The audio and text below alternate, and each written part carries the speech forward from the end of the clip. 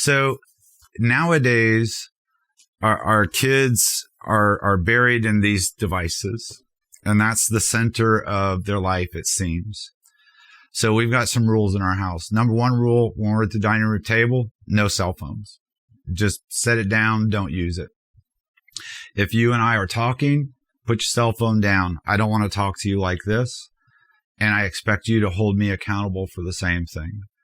The other thing is I need to spend quality time with my kids. So with my daughter, I don't take no for an answer. So I need you to come out of your shell, spend some time with me, you and me one-on-one. So we'll do things together. Part of my, I don't want to say recovery, but part of my being able to deal with what happened with my daughter, hiking. I was big into hiking, backpacking. So after her suicide attempt, I really smothered myself with that and used it to help me get through that process. And I would invite her all the time. Hey, why don't you come with me? Hey, why don't you come with me? And she never would, for whatever reason. She was tired. She had things to do. And then I was getting ready to go on a 3-day backpacking trip by myself. And out of the clear blue the night before, she goes,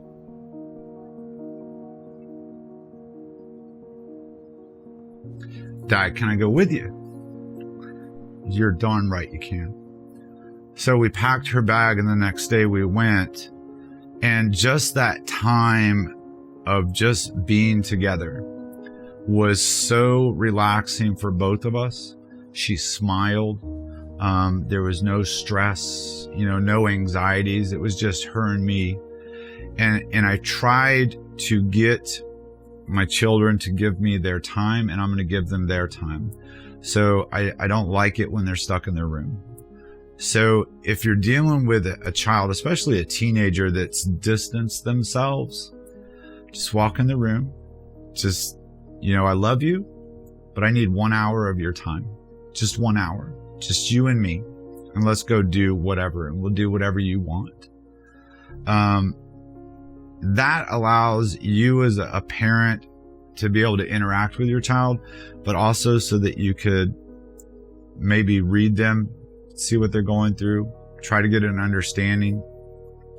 Because the more you allow your children to, go back into their privacy, be a recluse.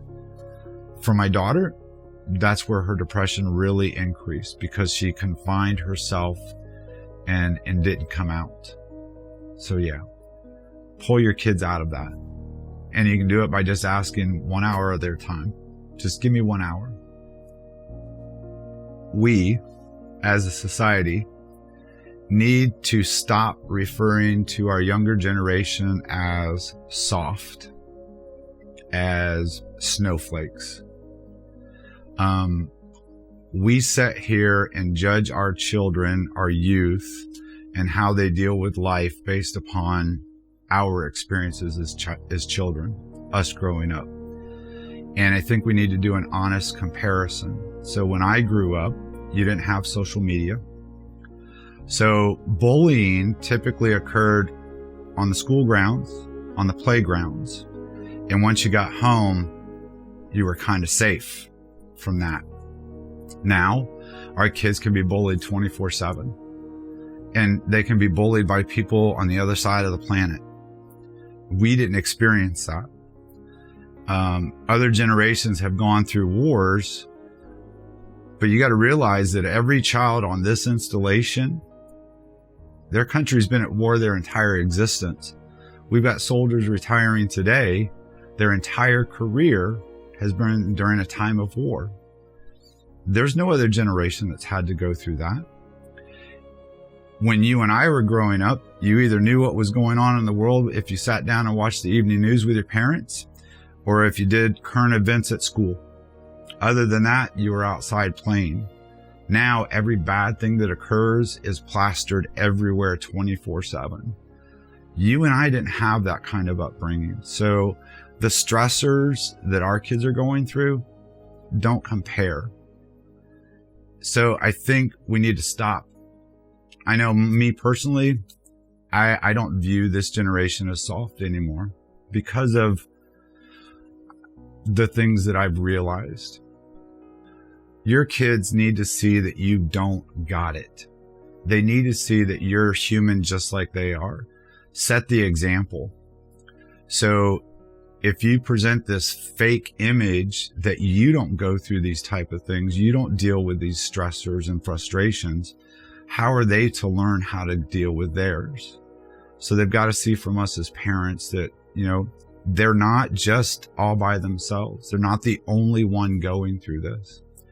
And with that, we also need to show them the right way to deal with it. So if you deal with stress by punching the wall, you can't do that in front of your kids, because that's how they're going to view it and that's how they're going to deal with it.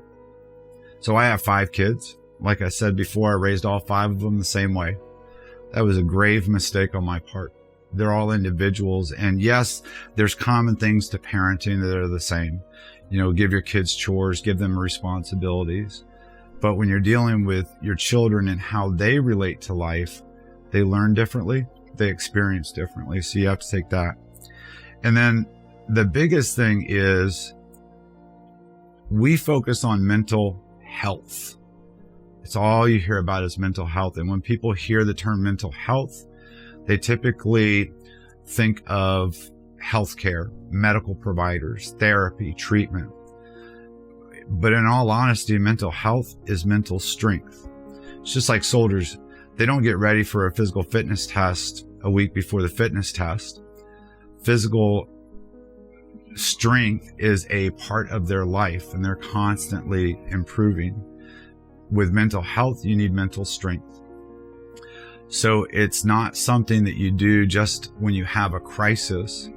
It's all other aspects. When you look at Victory Wellness, for example, there's so many possibilities with Victory Wellness.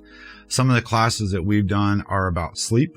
They're about your diet, exercise, hobbies. How do you deal with stress, things like that? All of that goes into mental strength. If you can help your children be stronger mentally, does not mean they're not going to not have crisis.